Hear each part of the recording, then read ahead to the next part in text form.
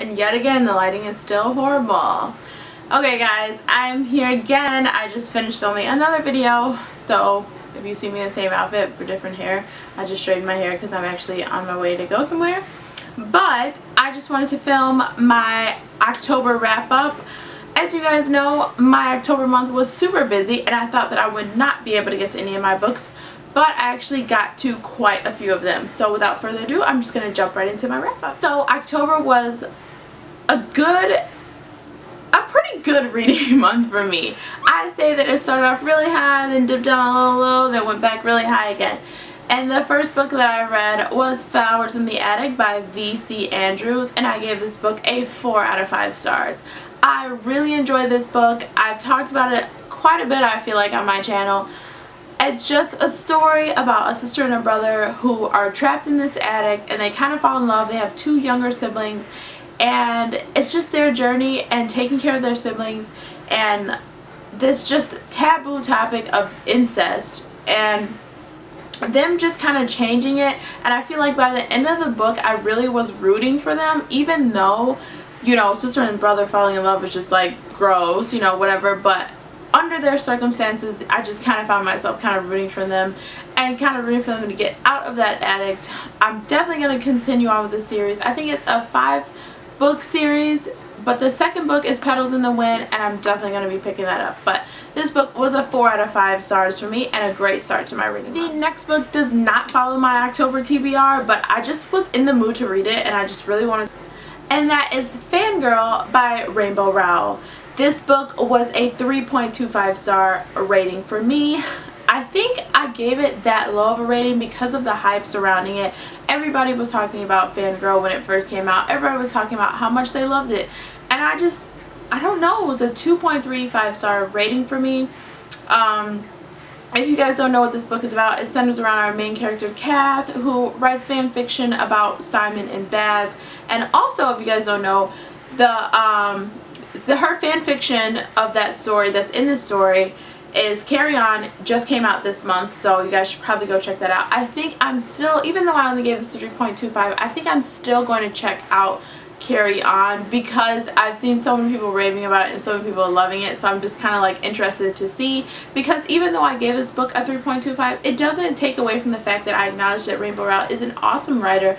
I think she does contemporary very well. Contemporary is just not my, you know, it's not my all-time favorite genre, but I feel myself, even though I love contemporary, I like it as a genre, I read it, you know, often enough, but I feel like every contemporary book I've given around a 3 star.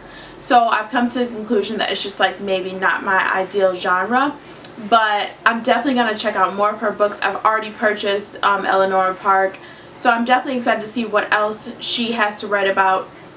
But the reason why I feel like I kind of gave it, minus the fact that the hype surrounding it, I think what lowered the rating for me was the Simon and Baz fanfiction that was throughout this book. I really enjoyed the fact that we got 2 stories built into one book, but I felt like it was taking away from the main novel, so that's what kind of bumped it down, along with some other things for me.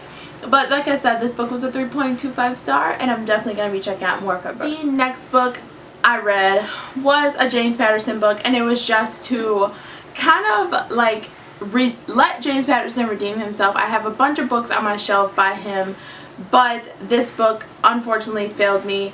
It is Judge and Jury by James Patterson, and I wind up giving this a 2 out of 5 stars. It is a murder mystery book, but it just really fell flat for me. It was such a cliche and typical murder mystery. Like, everything about the book was just typical. And it really saddens me because I fell in love with reading, and the reason why I had that connection with my mom so much is because James Patterson and my aunt like really introduced me to James Patterson, but my mom also reads it too, and I think all 3 of us really kind of enjoyed his books.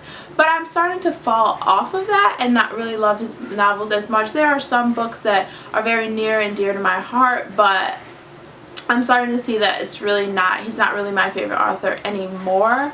Like I said, this is pretty much a typical murder mystery book. The next book I read was Sharp Objects by Gillian Flynn. I wound up giving this book a 4 out of 5 stars, and I'm happy to say that this was my favorite novel out of all 3 of Gillian Flynn's books, because I don't know, I just felt it more. Each one of her books, Gone Girl I read first, and then I read Dark Places. Gone Girl, I feel like I only gave that, I think, a 3.25 stars. And I feel like that was because of the hype and also because I was spoiled for the book. So I feel like if I would have read it before I was spoiled, like obviously before I was spoiled, I probably would have gave it a better rating. So, and Nick, and just really, he just pissed me off in the novel because I just felt like he was just so stupid and so naive. But I wound up giving that book 3.25 stars. And then I read Dark Places, and I thought it was a little bit better than Gone Girl, and I wound up giving that a 3.75. So I was super, super happy to realize that I really enjoyed Sharp Objects, and I gave it a 4 out of 5 stars. With all of her books, though, I would say that I really enjoyed Gillian Flynn's writing. My mom also owns all 3 of the books, and she really doesn't like her writing style, and I just really love it. I love getting it from all the perspectives from each character. I love getting a chapter from each character and getting it from their perspective of what happened, and I really enjoy psychological thrillers. It is really becoming one of my favorite genres. So I mean, if you guys haven't read any of her books, please check them out. I really, really love them. If you love psychological thrillers, I think that her writing style is amazing. And the last and final book that I read this month was Winter People by Jennifer McMahon. I absolutely, like, I cannot tell you guys how much I love this book. I feel like I'm gonna have a book hangover about this book because this book is seriously bae right now. Like, I don't know what to categorize this. On the back it blurbs and it says McMahon has developed a subgenre of psychological mysteries, and I seriously feel like, and it's like more stuff, but I seriously feel like that's exactly what this is, a psychological mystery. It's not so much a thriller, it's not really a murder mystery, it is like, it's both combined. And this book I wound up giving a 4.75 out of 5 stars. It was just a little teeny weeny thing that I had to knock off small amount of points for, but this book has easily made it into one of my top books of all time, of 2015. I really, really enjoyed it. It follows just a creepy story, a great October read.